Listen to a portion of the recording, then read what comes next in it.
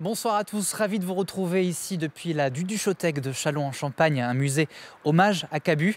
Les dessins, les caricatures, les souvenirs en recouvrent les murs à l'intérieur, vous allez le voir, mais aussi à l'extérieur, avec sur cette façade du bâtiment Cabu, un homme libre. C'est le nom de l'exposition qui a débuté aujourd'hui, 10 ans, jour pour jour, après la disparition de ce dessinateur de talent, l'enfant du pays, né ici à Châlons. Il aimait revenir dans sa ville natale, voir ses amis ou passer le temps. Et je vous propose de replonger dans sa vie, dans ses souvenirs, avec une visite orchestrée par Isabelle Forboto et Raphaël Doumergue.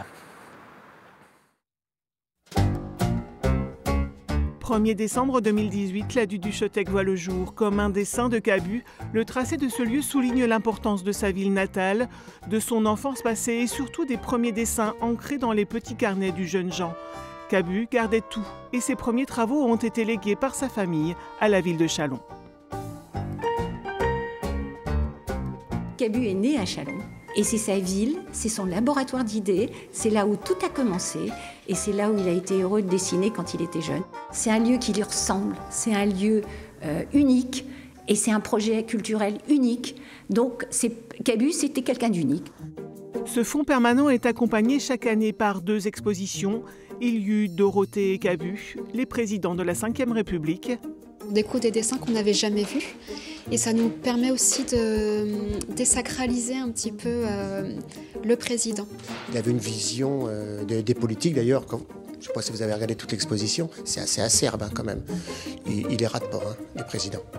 Et plus récemment, l'exposition Vive le sport. On a une tendance ces dernières années à être dans un conformisme de l'humour, je trouve. Et lui, avec beaucoup de finesse, beaucoup d'impertinence, arrive à nous faire prendre conscience de certains sujets. Il sublime en fait ce que tout le monde pense.